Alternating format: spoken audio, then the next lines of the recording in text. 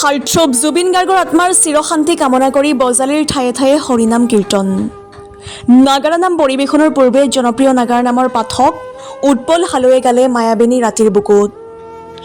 অসমীয়াৰ হিয়াৰামঠুগৰাকী মৃত্যুৰ 10 দিন পিছতো সমগ্ৰ অসমতে আজিও ম্ৰিয়মান অসমীয়া। ঠায়ে ঠায়ে শ্ৰদ্ধাঞ্জলি যোগদ্ৰষ্টাগৰাকীৰ আত্মাৰ চিৰশান্তি বিচাৰি। বজালী মালিপাৰা ৰাইজে প্ৰিয় শিল্পীগৰাকীৰ বিদেহী আত্মাৰ সদ্গতি কামনাৰে নাগাৰা নামৰ আয়োজন।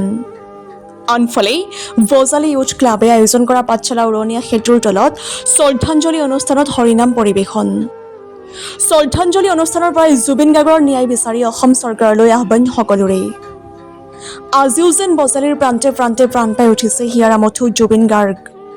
সকলোৱে লগ হৈ গাইছে মায়াবিনী ৰাতিৰ বুকুত। শ্ৰদ্ধাঞ্জলি স্থানৰ পৰা অসম চৰকাৰলৈ আহ্বান, গণশিল্পীগৰাকীৰ মৃত্যুৰ উচিত তদন্ত হওক।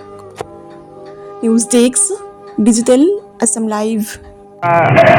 দীৰ্ঘদিনৰ বাবে বিদায় লোৱা আমাৰ জুবিন দা পবিত্ৰ স্মৃতিত আমি শ্ৰদ্ধাঞ্জলি অনুষ্ঠান আয়োজন কৰিছিলোঁ বজালী ইউথ ক্লাবে।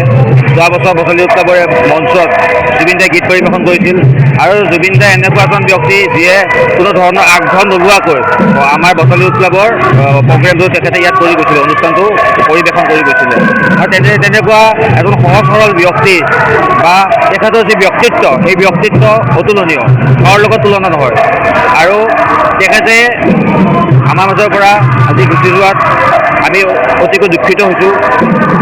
আৰু এই দুখ আমাৰ কেতিয়াও পূৰণ নহয়, কাৰণ জুবিন দা এজনেই আছিল যিয়ে সাংস্কৃতিক ক্ষেত্ৰখনত, যি আমাৰ অসমৰ সাংস্কৃতিক ক্ষেত্ৰ হওক বা আমাৰ বলিউডতো তেখেতে গীত পৰিৱেশন কৰিছিলে।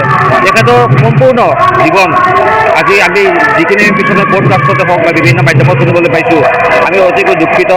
এজন সহজ সৰল ভাল ব্যক্তিত্বৰ মনৰ এগৰাকী শিল্পীয়ে নহয়, এগৰাকী সমাজসেৱককো আমি হেৰাইছোঁ। আৰু জুবিন দাৰ তেখেতৰ আত্মাৰ যদি নাথাকক কিয়, তেখেতৰ প্ৰতি যি আমাৰ শ্ৰদ্ধা, যি ভক্তি, সেয়া সদায় থাকিব আৰু সদায় থাকি যাব।